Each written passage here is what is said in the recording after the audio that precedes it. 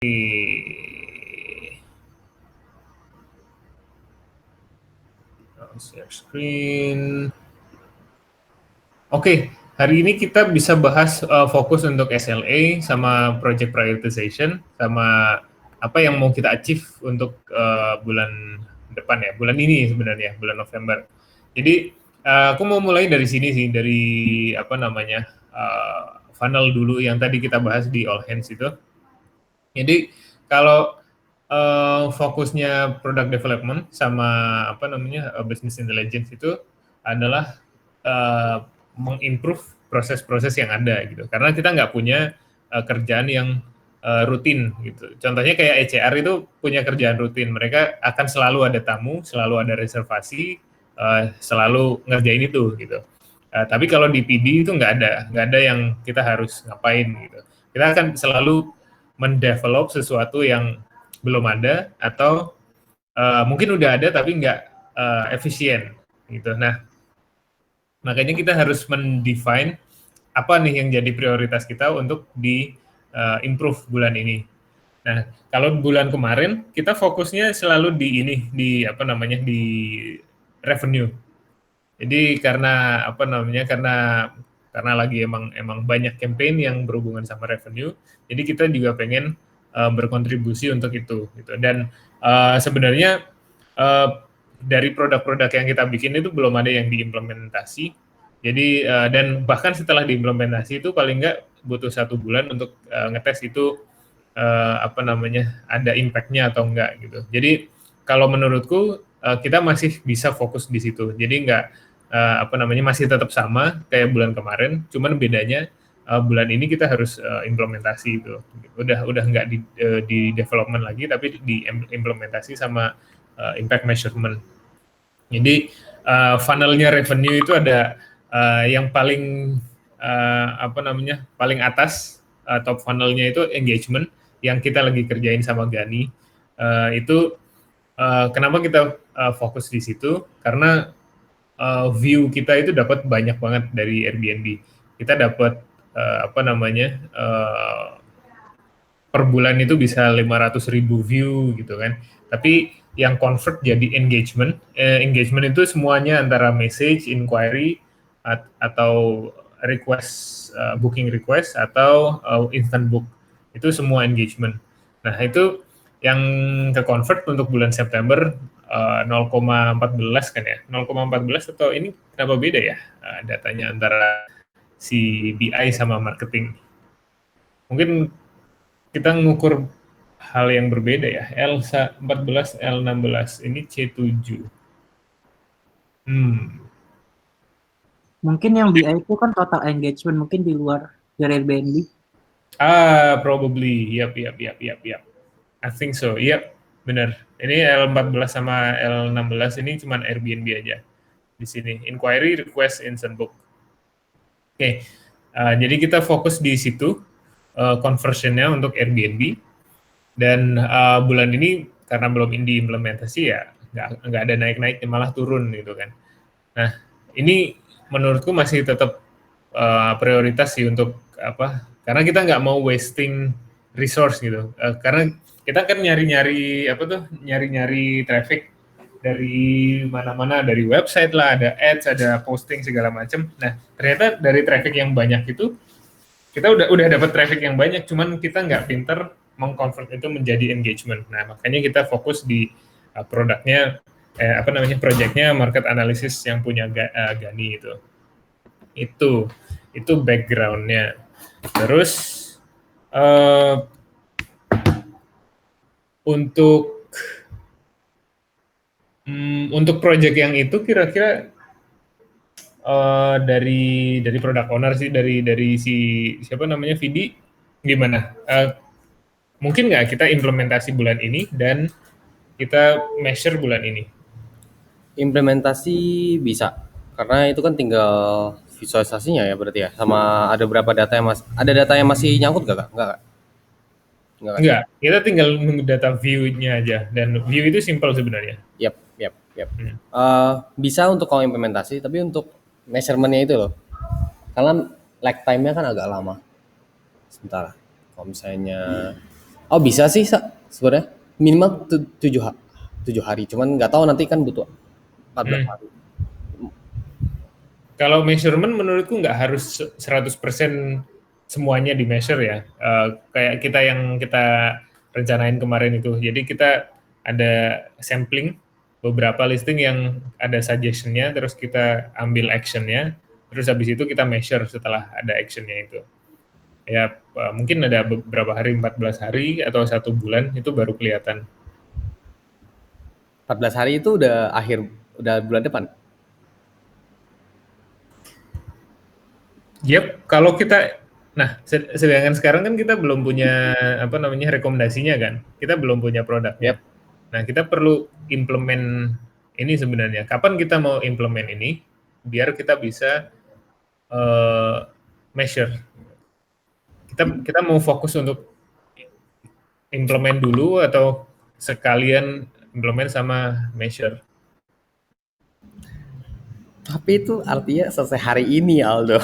Ya, maaf. Tidak masuk akal. Oh iya, maaf. Oh, kalau misalnya sesuai jadwalnya tanggal 20-an nggak sih? 24 kalau nggak salah. Tapi itu cuma redash visualization-nya doang. Oh, Yep, kita kan butuh MVP aja sih sebenarnya. Tampilannya jelek juga nggak masalah. Yang penting kita ada suggestion-nya yang kita kasih ke Gani, terus Gani bisa action, terus habis itu kita measure dari hasil action-nya itu. Untuk finish produknya itu bisa menyusul nanti kalau implementasinya udah atau measurement-nya udah selesai malah. Iya nggak? ya, let me see.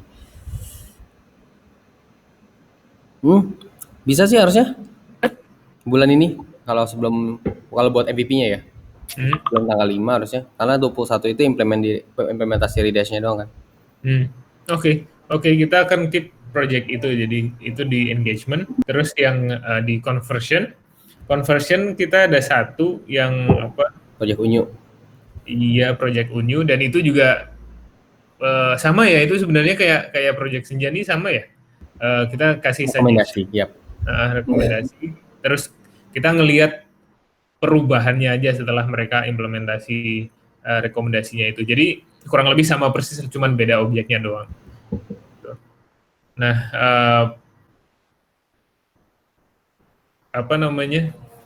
bisa nggak kita kasih timeline yang sama itu untuk bulan ini implementasi sama sekaligus measurement? Ya, yang project Senja itu masih make sense sih kak. Kalau yang inquiry agak susah nggak sih? Belum ya? Oke, nggak apa-apa. Kita realistis aja kalau misalnya nggak bisa. Kalau misalnya, ya susah sih kak, nggak bisa sih. Kalau misalnya inquiry, kalau yang project Senja itu masih kayak nggak terlalu pakai banyak machine learning gitu. Maksudnya machine learning kayak masih nggak terlalu susah gitu loh. Oke. Nah, kita mau turunin prioritasnya atau mau kita pause atau kita postpone? Maksudnya postpone itu jadi depending. Ya, jadi kita deadline-nya kita mundurin, kita beresin yang ada di priority yang tinggi. Nah, sekarang itu jadi kemarin udah selesai yang itu. Kalau masih ngikutin plan schedule yang sekarang gimana kak? Kan kemarin udah ada schedule ya? Nah, bisa nggak? Itu kan ada beberapa development, itu ada back end-nya, ada machine learning-nya, terus ada front end juga. Kalau back end sama front end menurutku gampang sih. Cuman untuk ngedapetin insight-nya itu kalau menurutku bakal banyak maju mundurnya gitu. Yap. Tapi target development selesainya ini tanggal 30 kan kalau nggak salah. Iya, kalau development kan itu gampang lah, udah ada prototype, udah ada apa yang mau kita lihat gitu. Measurement-nya itu kontennya itu yang mau kita munculin itu udah akurat atau enggak gitu. Yap. Sekarang prioritasnya itu prioritas ke 2.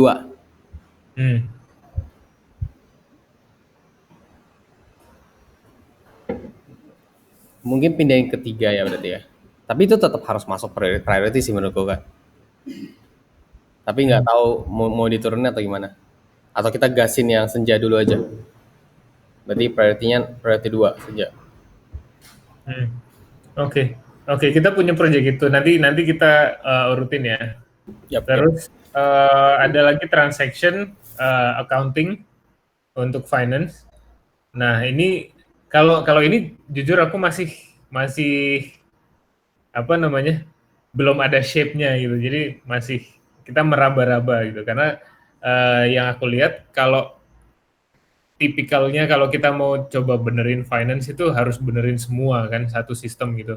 Agak susah untuk benerin satu-satu, nanti nyambunginnya susah gitu. Nah, gimana? Ada apa namanya? Ada yang punya suggestion nggak buat manage project ini biar biar kita bisa ngelihat hasil gitu walaupun kecil dulu. Jadi fokus di MVP dulu mungkin atau MVP-nya apa dulu yang mau dikerjain dan kayak gimana prosesnya kita apa namanya prioritization-nya gitu. Vidi gimana Vidi? Ya, yang itu yang per case itu berarti jadinya. Pertama yang kita ke yang direct booking dulu, baru ke underpayment. Jadi per case aja. Gimana Kan caranya gitu. gimana caranya kita manage project ini biar per case itu nanti ujung-ujungnya nyambung semua. Ketika kita ngerjain ini terus ngerjain yang next-nya itu bisa terintegrasi gitu. Jadi nggak Frankenstein gitu. Uh, bisa sih sebenarnya. Bisa sih sebenarnya, cuman kalau misalnya dijelasin ini gimana ya? Maksudnya nggak Frankenstein ini supaya bisa berlanjut gitu Kak. Hmm. Ya berarti dokumentasi kodenya harus benar lah. Kalau bukan kodenya sih Fit, sebenarnya apa namanya usage-nya sama workflow-nya. Jadi kita sekarang benerin workflow untuk apa namanya direct booking gitu kan. Ada kita harus minta ECR untuk melakukan sesuatu, kita harus minta finance untuk melakukan sesuatu. Yep. Nah, terus nanti ketika kita handle yang bukan direct booking misalnya, nah itu akan beda lagi nggak case-nya? Nanti si HR akan melakukan hal yang berbeda lagi, terus finance ngelakuin yang berbeda lagi nggak gitu? Tapi untuk case tersebut tetap sama. Jadi kalau misalnya kayak gini Kak, mungkin ke analoginya. Kayak yang kemarin goodbye message, bisa lanjutnya ke evolusi dari goodbye message ini jadi kayak gitu. Jadi ada awal sama akhirnya tetap sama, tapi tengahnya itu nanti bisa ada variasi.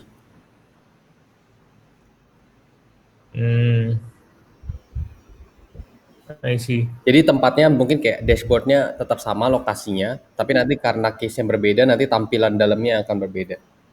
Tapi metode dan mindsetnya masih sama.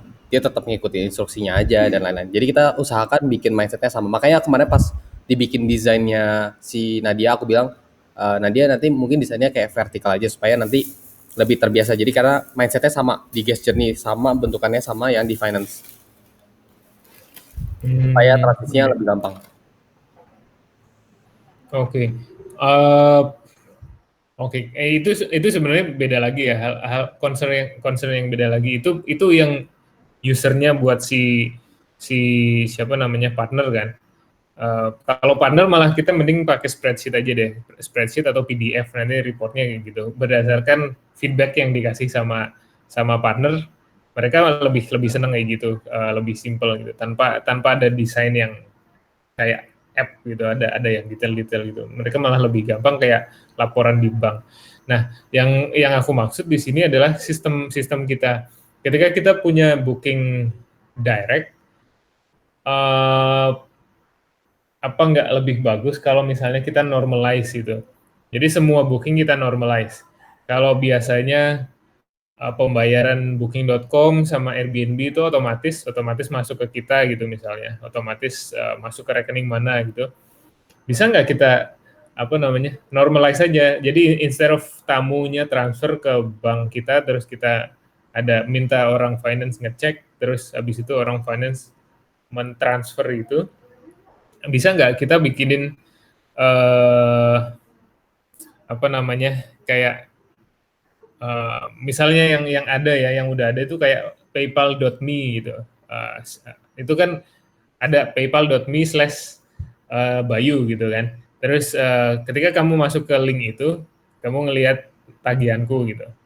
Aku minta invoice dari kamu, kayak BCA virtual, apa namanya, virtual account gitu, transfer kan. Kalau di Tokopedia misalnya, kan Tokopedia udah nggak ngasih nomor rekening lagi kan.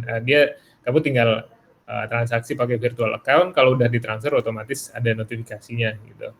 Bisa nggak kita bikin sistem yang kayak gitu, apa namanya, online invoice gitu. Jadi kalau ada tamu mau booking direct, instead of kita minta mereka transfer ke rekening terus kasih bukti transfer bla bla bla segala macam, kita kasih mereka link, ini tagihanmu, kamu bayar pakai platform ini, nanti kalau uangnya udah masuk, akan kita akan tahu gitu, bookingnya confirm gitu.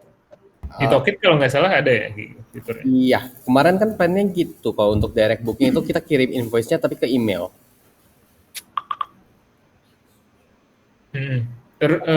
Tapi payment methodnya gimana? Payment methodnya sama. Jadi payment methodnya kan ditransfer tapi dengan berita acaranya kan.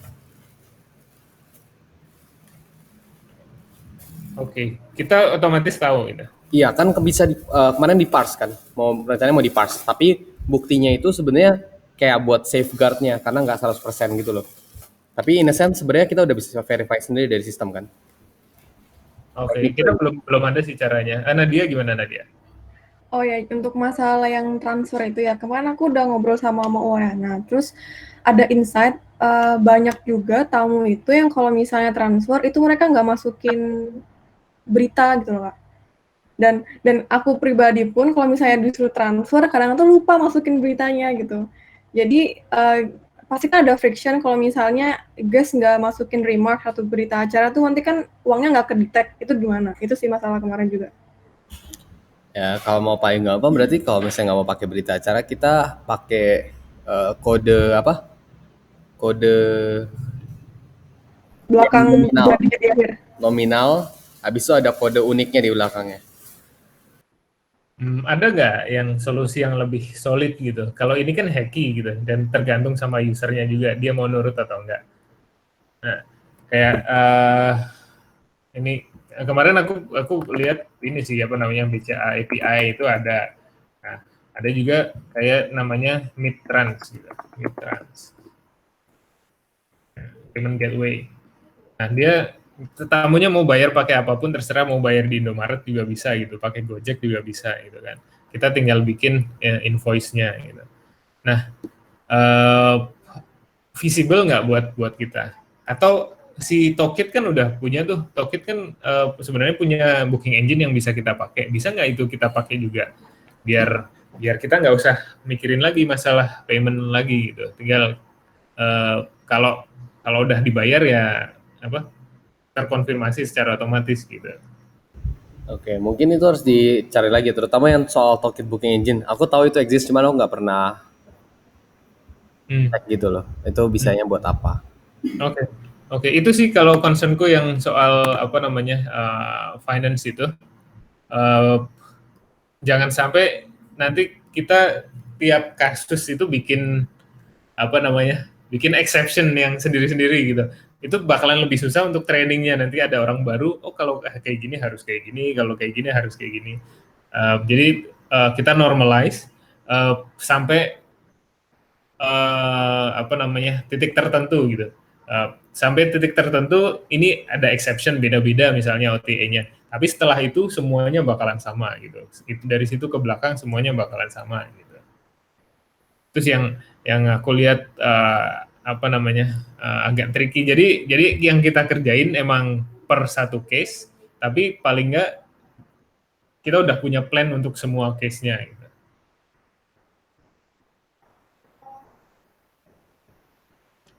Oke, finance kira-kira berapa lama mau apa namanya? Masih berapa lama waktu yang kita butuhin untuk sampai ke tahap itu? Ke tahap yang tadi Kak Bayu bilang berarti bukan cuman direct booking doang kan? Enggak, misalnya ngerjain direct booking doang, tapi yang direct booking yang scalable gitu misalnya. Yang akan sesuai dengan flow-flow booking-booking yang lain.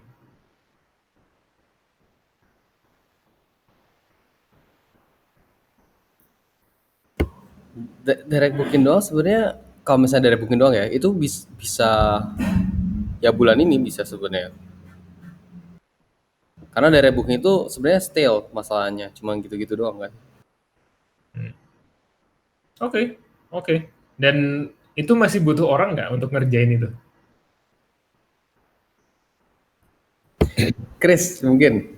Enggak, maksudnya finance-nya. Oh finance ya, enggak. Kalau kita Kalau udah ada itu udah solusinya. nggak usah.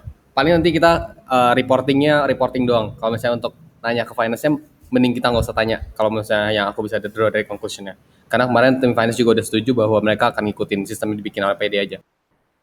Oke, that's good. Berarti kita masih nah priority gimana nih? Priority. Itu bukannya special request dari manajemen? Bukan ini request-nya sebenarnya. Kalau request-nya adalah monthly report.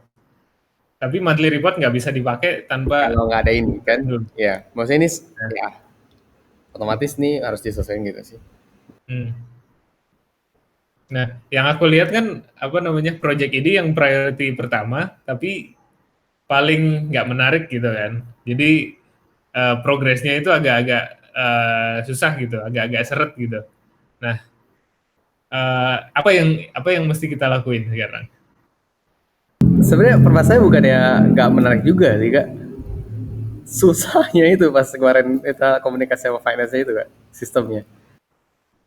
Kalau menarik sih menarik aja sih, maksudnya kayak buat kalau kita nggak bener ini kak, nanti kita mau di sales funnel udah dapet duit yang banyak pun, kalau misalnya finance-nya di bagian bawahnya bolong, susah juga kan.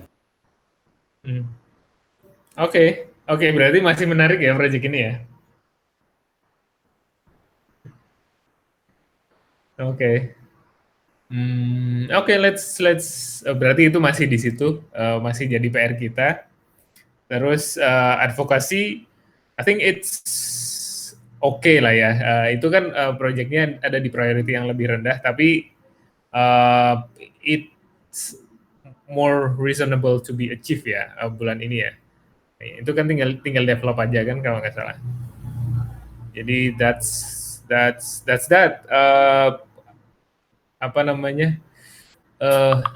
High levelnya di product development sebenarnya itu aja sih. Nah, pertanyaannya adalah kita kan belum menyentuh apa-apa di ini employee sama partnership funnel. Dari kemarin-kemarin ada nggak yang dari mereka ini antara dari HR atau community atau marketing, ada nggak mereka meng-approach kita untuk bikin project yang membantu mereka? Ada kan? Ada. Cuman kemarin yang kayak HR dashboard tuh kan sebenarnya belum kelar kan? Oke. HR dashboard itu kan yang absensi itu kan cuma satu bagian dari HR dashboard yang di request. Masih ada anniversary Bukit Vista anniversary, ada employee birthday gitu-gitu. Masih ada komponen-komponen lain. Community minta community birthday yang juga notabene masuk ke dashboard itu. Kemarin lama di dashboardnya, tapi hasil yang widgetnya masih satu doang kan. I see. Ya tapi karena kebetulan kemarin di sales funnel kita tujuannya udah ke situ, kayak ditahan dulu sih. Tapi ada nggak sih? Nggak ada yang tool yang urgent gitu, nggak ada ya? Yang urgent kayak BV Talk itu kan dikerjain tanpa project. Jadi langsung aku itu jadi operasional, kayak bikin SendGrid gitu-gitu. Integromat. Paling juga bentar lagi minta kayak konekin yang ke websitenya, formnya jadi di websitenya bukan di Google Form lagi gitu-gitu. Tapi aku kerjainnya di luar project sih. Kalau si marketing kan ada migrate website tuh. Nah itu dah. marketing. Migrate website itu mereka mau sebenarnya kemarin tanggal 16 jadwalnya kalau nggak salah. Ya, tapi udah 90% dari pagesnya udah selesai sih. Nah, dari Striking Link WordPress tinggal dipindah hostingannya. Hostingannya kan udah ada semua ya? Kan sekarang kan masih di wp.bukitvisah. Oh, kalau itu cuma tinggal ganti domain aja. Ya, ganti domain ya. Nah. Oke, berarti nggak ada request spesial ya untuk product development yang di website ya, karena mereka ngelakuin sendiri kan? Oh enggak, nanti kita pindah, kita harus cek juga, maksudnya kita cekin juga. Ada yang perlu kita cekin nggak sih Kak? WordPress kayak sih? Enggak, kalau itu kan servernya udah jadi, udah running. Jadi kalau sekarang jalan dan normal di wp.bukitvisah itu, ya udah, kalau kita ganti domainnya akan jalan juga. Iya. Tinggal kalau yang bagian yang HTTPS-nya yang harus disetting dari WordPress framework-nya? Nggak ada di setting dari WordPress, kan settingnya dari AWS-nya. Oh, oke. Siap. Paling email. Oh, email udah dapat juga kan sebenarnya kan? Ya, SMTP servernya harusnya udah dapat ya. Ya. Nah, Email. Ya itu sih berarti mereka beda. dari sendiri sih. Aku cuma jadi konsultan doang, yang bantuin itu Vira sebenarnya. Kalau dari IT-nya. Oke. Kalau dari yang lain gimana? Nadia, ada ini nggak dari chapter lain yang, atau apa namanya? Ada project lain yang kira-kira kita harus kerjain bulan ini? Kalau untuk chapter lain sih enggak, cuma aku ada usulan buat chapter PD sih. Iya, yang kemarin itu. Gimana ceritanya itu? Oh iya, jadi oke. Jadi itu aku habis kayak baca-baca gitu Kak untuk yang masalah usability scale itu. Terus kan juga kemarin habis ngobrol sama partner itu kan, dan aku merasa insight-nya tuh bahwa partner itu aja nggak paham sama penggunaan Bigger karena menurutnya itu ribet, complicated dan sebagainya. Terus dari situ aku mikir sih apakah semua employee di Bukitvisah juga punya pemikiran yang sama kalau misalnya Bigger itu complicated dan sebagainya.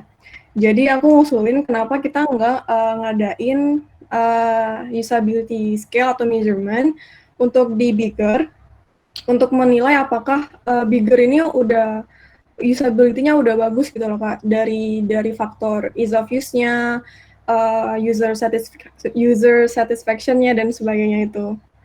Nah, dan itu juga aku baca-baca untuk company kayak GitLab, itu mereka juga ternyata mengadain SUS measurements every quarterly, I think. So it's like 3 times per year gitu. Jadi dan itu mereka bisa measure kalau misalnya the first 3 months itu apakah penggunaan GitLab itu gimana dari satisfaction, dari ease of use-nya, dan kalau misalnya nilainya rendah, mereka akan improve itu Kak. Nah, terus mereka measure lagi the next 3 months. Kalau misalnya nilainya masih sama, berarti masih ada yang kurang, dan seperti itu sih Kak. Jadi aku mengusulkannya seperti itu. Oke. Mau kita bahas nggak ini? Kan ada proposal nih, project dari Nadia. Mau kita bahas nggak? Kita ambil nggak projectnya?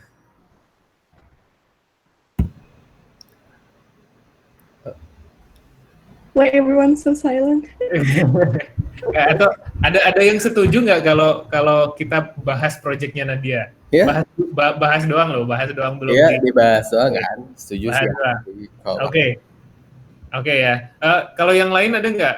Aldo ada nggak? Sebelum kita bahas ini, kita ini dulu ke semuanya. Aldo ada? Aldo nggak ada ya? Nggak ada project dari yang lain ya? Oke. Kalau Chris ada nggak? Sejauh ini ada nggak yang kira-kira bisa jadi project buat kita? Kayaknya sih belum ada sih. Belum ada ya? Oke. Let's talk about this then. Kita ritualnya kalau ada project baru, kita akan menjawab pertanyaan ini. Terutama kenapa kita harus ngerjain project ini gitu? Apa gunanya gitu? Kenapa kita harus susah-susah ngerjain ini? Apakah ada manfaatnya atau enggak? Gitu. Nah, pertanyaan pertama adalah what problem this will solve? Kita sekarang punya masalah apa untuk apa namanya? Untuk punya alasan untuk ngerjain ini? Mungkin dari Nadia atau Anda dari siapa? Vidi silakan. Ya, Vidi. Silakan Nadia, gue nggak ngerti apa. Kalau menurut aku sih, what the problems-nya sih kita belum tahu ya Kak, karena maksudnya ini kan measurements, jadi kita akan tahu masalahnya apa setelah kita melakukan pengukuran. Oke, jadi we don't know apa nih? The problem, yeah. Or the usability grade of bigger. Oke, masalahnya adalah kita nggak tahu usability index-nya di bigger gitu. Oke. Why we need this? Is it worth to solve? Oke, Nadia udah ngasih ini explanation. Testing for usability important. Nah, user testing offer the course of product development, make usability improvement, benefit the end user. Okay. By looking at a single number, anyone can understand how user feel about the usable product. Okay. Low SUS scores indicated that we need to review and identify problems encountered with interface. Oke, ada pertanyaan nggak dari yang lain?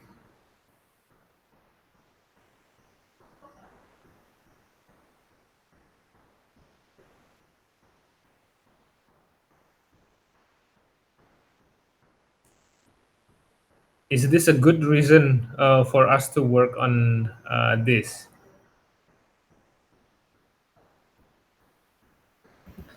Mau konfirmasi sih sebenarnya Kak. Berarti metodenya kuesioner gitu? Atau gimana sih? Ya, metodenya kuesioner, nanti ada hasilnya dan itu jadi acuan untuk improvement. Oke. Mungkin kalau metodenya kuesioner kita bisa lebih dapat gambarannya kalau misalnya kita bahas constraint-nya dari kuesioner sih. Oke, untuk dari SUS sendiri ini dia udah kayak udah paten ya. Jadi it has like 10 questions. Nah, dari 10 questions itu bisa di measure dan itu udah ada rumusnya lah, udah ada perhitungannya dan dari hasilnya itu udah ada indikator grade-nya. Misalnya kalau standarnya itu adalah 68. Kalau misalnya skornya tuh di bawah 68 berarti usability rate-nya tuh rendah dan kalau misalnya tinggi itu berarti udah cukup bagus. Nah, untuk contohnya aja yang kemarin waktu aku ngukur split bank details itu ternyata hasilnya itu not really above the average but it's not on the average level. So it's like 70. So it's much above the average, but not so much. Ya. Yeah. Oke, scope-nya kayak gimana Nadia? Apakah ini the entire app dalam satu angka atau satu function untuk satu angka?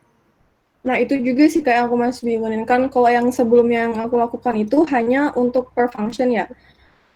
Di sini sih aku mikirnya the whole application sih Kak, the whole bigger bigger product gitu. Tapi mungkin kalau misalnya kita bisa divide per, let's say, a daily guest journey atau enggak per finance. Karena aku mikir gini, kayak kita kan ada beberapa role, beberapa chapter yang beda-beda, dan mereka punya akses yang beda-beda juga. Jadi, aku bakalan bayangin sih kalau misalnya HR mungkin skornya lebih tinggi daripada ECR gitu. Karena ECR pakai ini tiap hari, HR nggak pernah pakai ini gitu. Atau community nggak pernah pakai ini misalnya gitu. Karena mereka cuman fokus di fungsi-fungsi yang mereka pakai yang mensupport pekerjaan mereka aja. Mungkin itu scope-nya ya, ada constraint-nya.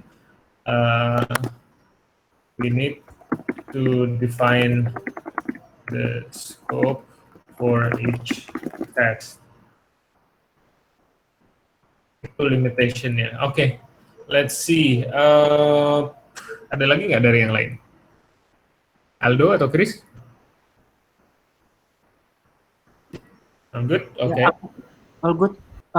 Aku ini sih Mas, ya tadi balik lagi ke scope-nya tadi. Kalau misalnya kita ngetes di the whole application itu, the whole app itu mungkin terlalu broad dan kita nggak bisa ngelihat lag-nya ada di mana sih. Gitu.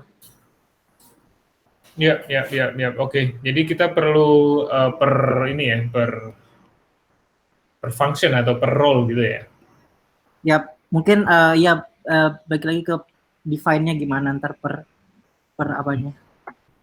Okay, and then who will benefit from this feature? PD, but who's in PD will benefit from this? Nadia. Oke, so itu sebenarnya aku masih mikir why PD will be the one who benefits from this feature. Itu karena kita tahu masalah-masalah apa yang ada di product development. That's what I think sih Kak. So we know the problems, the root problems. What I think. Oke. Menurutku, ya gimana Aldo? Menurutku ini malah balik ke SLA kita yang product success sih Mas. Jadi kita balik lagi ke bigger, apakah gimana kita nge-measure product success-nya bigger secara keseluruhan sih. Oke. Yang lain gimana?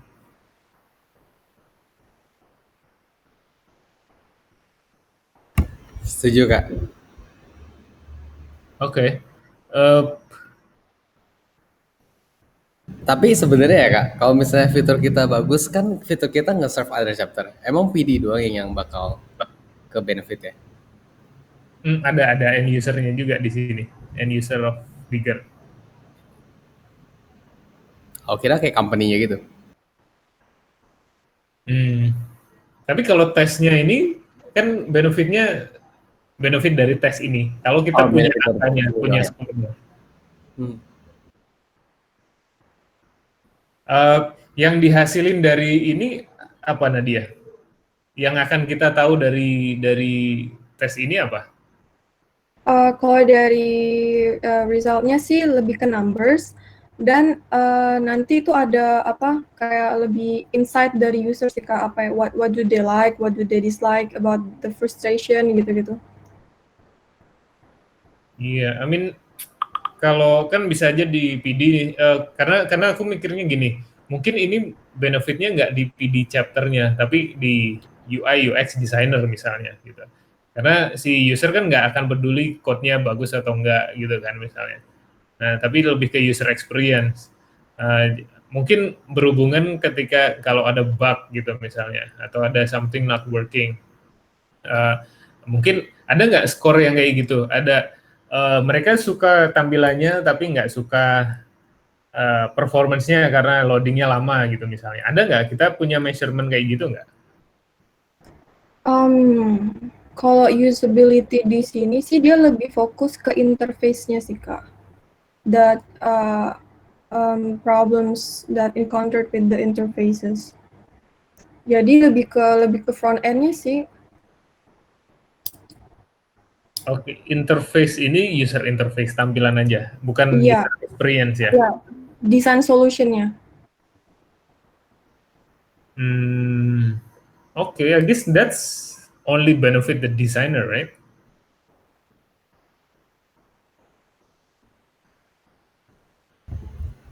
Yeah. Yes, but tapi mungkin bisa juga lebih membantu ke bagian developer juga sih Kak, karena kan gimana sih? Front end kan? Ya, front end itu bukan desainer doang kan, developer juga front end.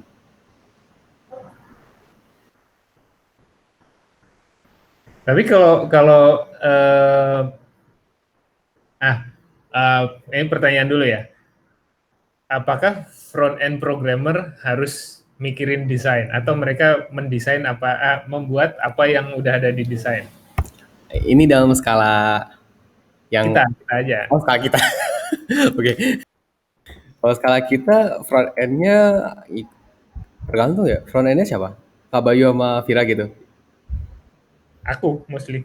Iya, kalau Kak Bayu berarti masih harus mikir desain Kak, karena si CTO-nya juga Kak. Tapi kalau misalnya proses yang biasanya, front end itu nggak bikin desain. Front end itu nge-implementasiin apapun yang ada di desain. Nah, itu sih ini juga sebenarnya yang pengen aku improve gitu. Karena kebanyakan ketika aku membuat sesuatu, kalau aku ikutin prototype agak nggak masuk akal gitu kan. Harus masih improve lagi gitu. Sebenarnya kadang-kadang pengen juga I don't care gitu. Aku bakalan bikin sesuai prototype gitu. Tapi kan masih mikir end user juga. Nah, mungkin kalau kita punya ini akan benefit si UI atau UX designer untuk bisa punya sense itu. Jadi ketika mendesain dia tahu apa yang diminta sama usernya gitu. Jadi lebih dekat sama usernya daripada si developernya gitu. Jadi si developernya asal ikut aja, nggak usah mikir lagi tampilannya, asal berfungsi sesuai sama kayak prototipenya, udah bagus gitu. Itu sih yang aku mungkin itu yang bisa kita improve dari proses kita di product development. Karena selama ini kita belum kayak gitu. Kita masih double mikirnya. Ada yang nggak setuju nggak? Sejalan sama ide Aldo di initially sih, jadi setuju aja. Yang buat nge-reform cara desain. Oke, let's say we agree with that ya. Karena nggak ada yang nggak setuju kan di sana kan. Oke. Terus end user,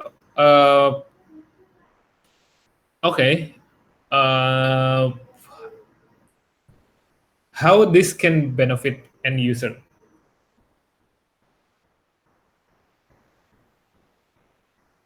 Easy to use product. Kalau kita benerin, kalau enggak? Oh ya.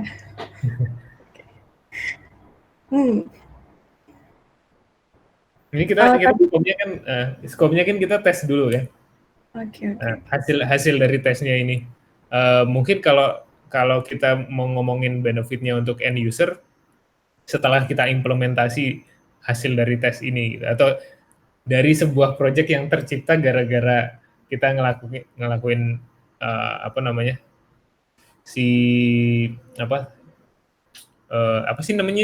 survei ini ya gitu. Tapi kalau kita cuma punya surveinya aja kan si end usernya belum dapat benefitnya juga. Iya nggak? Ada yang punya pandangan lain nggak?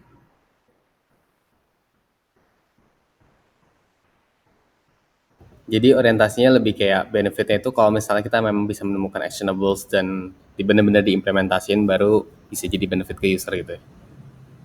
Kalau enggak, kalau cuma hasil dari resultnya doang ya sama aja gitu kan. Iya.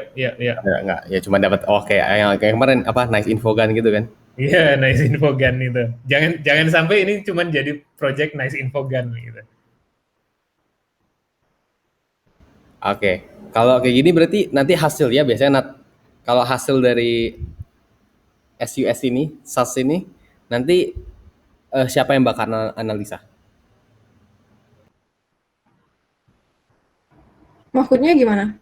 Analisa maksudnya gimana? Kan ada skornya kan, ada skornya nih. Ya. Jadi kita tahu secara overall itu kalau di bawah berapa 68 itu rendah, 68 average. Tapi konten dari research-nya itu yang bakal analisa siapa? Biasanya. Sebenarnya sih kalau dari company di luar ya, itu yang membahas itu ada UX department sebenarnya. Nah, jadi di bagian UX department itu kan ada UX researcher, ada product designer dan sebagainya. Nah, ya ini nih bagiannya UX researcher gitu. I see, berarti Nadia kan? Oke. Jadi kalau misalnya Nadia yang bisa analyze, nanti Nadia juga bertanggung jawab untuk ngeluarin strateginya, apa yang perlu diubah, itu di measure lagi gitu kan.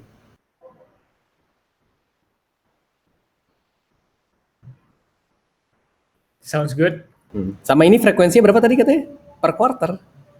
Iya sih, enggak, ini tergantung aja sih. Cuma kalau yang aku baca itu mereka ngelakuinnya setiap 3 bulan sekali. Jadi dalam setahun itu ada 4 kali penilaian. Dan ini targetnya ke siapa? Ke employee atau ke partner? Dua-duanya? Sebenarnya sih kalau bisa sih dua-duanya. Karena kalau aku pribadi tuh masih agak penasaran sama apa penilaian partner terhadap bigger. Kan mereka juga menggunakan bigger ya. Jadi aku lebih penasaran tuh gimana sih pendapat mereka buat bigger gitu. Ya, kalau misalnya employee menurut gua sangat visible sih. 13 kali mungkin 100% bisa. Karena nanti kita kasih tahu di awal saja. Tapi kalau misalnya untuk partner itu kayak emang susah banget. Mereka respon buat questionnaire itu, ya makanya itu, tapi itu tasknya community. Itu SLA community bukan Kak? Extra SLA itu community bukan? Yep. Oke, nah oke, aman berarti. Tapi itu, tadi pagi ada partner yang ngomong soal bigger, ngechat WA. Sedih jadinya. Nah, bagus tuh. Kita harusnya ada SLA antara PD sama apa namanya community kan. Tiap kali ada komplain kayak gitu harusnya masuk ke product development. Tapi ini belum masuk ya. Belum, masuknya dari partner ke aku langsung. Nah, itu. Nah, itu sebenarnya apa namanya live feedback yang kita dapetin sih tanpa harus bikin survei. Apa namanya, kita bisa benerin kapan aja tanpa nunggu quarterly sebenarnya. Oke, oke, balik lagi ke benefit. Kita tetap mau fokus, mau apa namanya, mau ngasih benefit ke user atau berhenti di apa namanya di UX, tapi nanti benefit di usernya untuk apa namanya project yang dihasilkan dari hasil survei ini. Ada ide nggak contoh benefit yang langsung selain yang project selesai itu apa Kak? Contohnya kayak.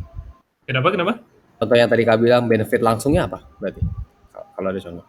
Ke end user. Iya. Kalau misalnya kita mau targetin benefit untuk end user, kita lebih spesifik lagi di sini. Misalnya apa namanya HCR user gitu, usability score gitu kan. Dan ketika kita tahu skornya, kita langsung benerin semuanya gitu. Jadi otomatis kita benerin semua komplain yang kita temuin dari situ gitu. Atau unusability-nya ada di sini semua. Jadi nanti key success indikatornya akan nambah seiring dengan nambahnya hasil survei yang kita terima gitu. I see. Menurutku ya itu kayak kata Aldo sih, lebih dipisah-pisah kayaknya lebih enak. Kayak lebih spesifik tahu yang mana. Oke. Jadi project ini adalah untuk membuat project lain gitu ya. Somewhat. Mungkin dari Nadianya confirm dulu dong. Nadia gimana? Yes. Itu sih sebenarnya dari situ sih Kak aku mikirnya. Jadi kayak kita tahu roots atau masalah-masalah yang ada. Kan selama ini kan kita klien yang datang ke kita gitu loh Kak. Jadi kayak mungkin kalau misalnya kita tahu problems yang ada, jadi kita udah bisa benerin duluan tanpa harus klien datang ke PD gitu. Oke. Jadi itu ada di success indicator ya. Projects created ya. Based on the result.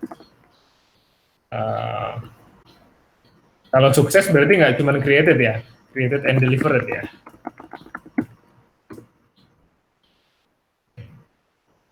Okay.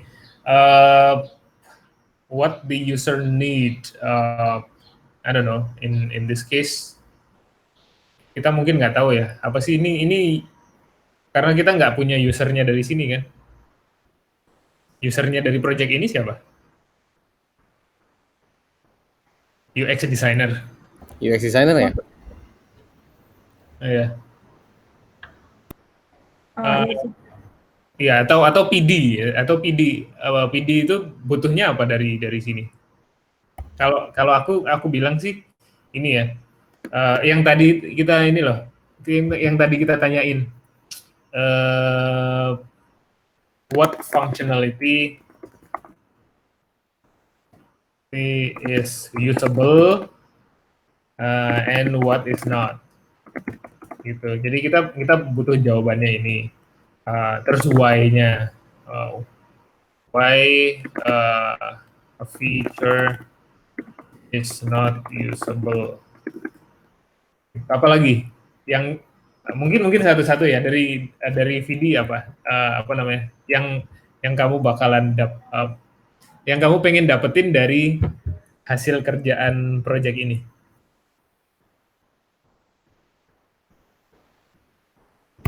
Bugs-nya apa aja mungkin?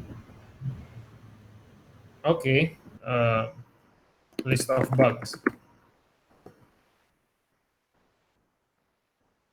Lagi, siapa lagi? Chris, ada nggak?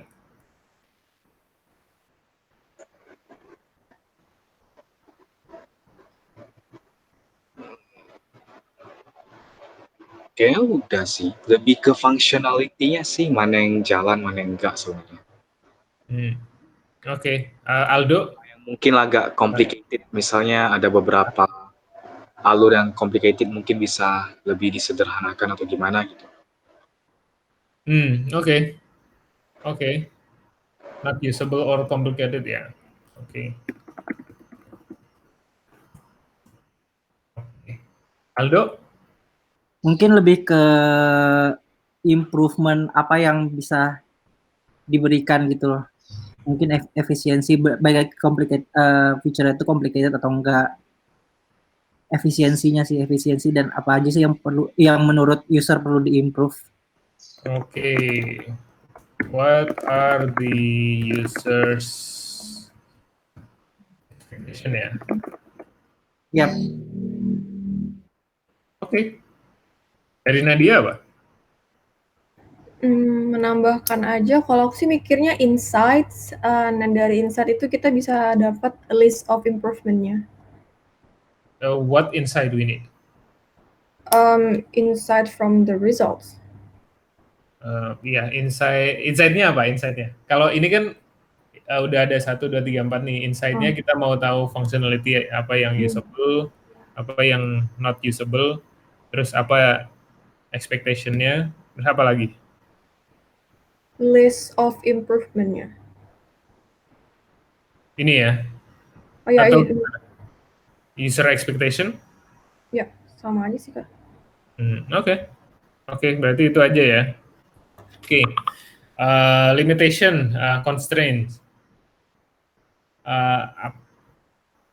Apalagi ada yang melihat ada constraint apalagi nggak yang kita punya? Constraint-nya menurutku time sama resource. Karena bakal ada delay terutama kalau dari partner. Oke.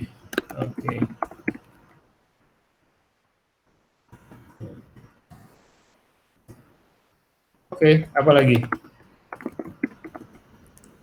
Walaupun kuantitatif tapi ini kayak pertanyaannya kayak agak subjektif juga nggak sih? Nggak ya? Apa aku doang ya? Aku udah lihat list questionnya kayak agak subjektif. Dan scale-nya nggak tahu kalau misalnya kayaknya 3 atau kayaknya 2 atau kayak 4. Walaupun kualitatif sih, tapi nggak tahu. Menurut Nadia gimana? Maksudnya gimana? Gimana tadi? Pertanyaannya kalau yang dari SUS itu pertanyaannya kita bakal ngikutin pertanyaan SUS yang ada di itu atau sampel atau gimana? Iya, jadi itu pertanyaan emang udah kayak apa sih pengukuran paten gitu loh. Ya, standarnya gitu. Jadi nanti dari standarisasinya udah kayak gitu. Nah, jadi nanti dari hasilnya tuh udah ada penghitungannya masing-masing, udah ada rumusnya sendiri gitu. Oke. Itu ada dari mana kita usernya nggak bohong? Terutama kalau employee itu suka kayak ya udah bagus-bagusin aja gitu loh. atau gimana kita ngetes mereka tahu cara pakainya atau enggak? kita kan bisa consider itu kan, itu sulit dipakai karena usernya nggak paham mungkin gitu, karena kita nggak ngasih edukasi gitu. Itu di-consider nggak dalam tesnya itu? Enggak sih Kak kalau itu. Tapi mungkin itu bisa jadi tindak lanjuti setelah itu Kak, kalau aku mikirnya. Jadi setelah survei itu ada tindak lanjutnya lagi. Jadi nggak hanya berfokus pada kuantitatif, tapi juga kualitatif.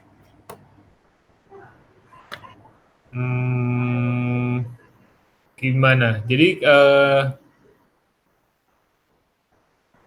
lah hilang. Nah, jadi kalau misalnya kan kita nggak tahu tuh si user itu bilang ini nggak usable gara-gara dia apa namanya, gara-gara dia udah tahu cara pakainya, cuman apa softwarenya yang jelek, atau dia atau softwarenya udah bagus tapi dia yang nggak tahu cara pakainya gitu misalnya. Itu di-consider nggak? Ada insight-nya yang bisa kita dapetin nggak dari hasil tes itu? Sepertinya sih ada Kak di bagian ease of use and customer satisfaction. Oke. Oke, that's good. Apa lagi? What is the key success indicator? Skor kualitatif aja sama projectnya, kita dapat project nggak dari situ gitu ya? Oke. Terus gimana kita akan ngasih priority score buat project-project yang dari sini dibandingin sama fitur yang existing gitu, yang belum ada, maksudnya belum ada fiturnya tapi dibutuhin sama orang, sama dibandingin fitur yang udah ada tapi perlu diimprove. Kita priority scale-nya kayak gimana nanti? Nah, itu juga menarik sih.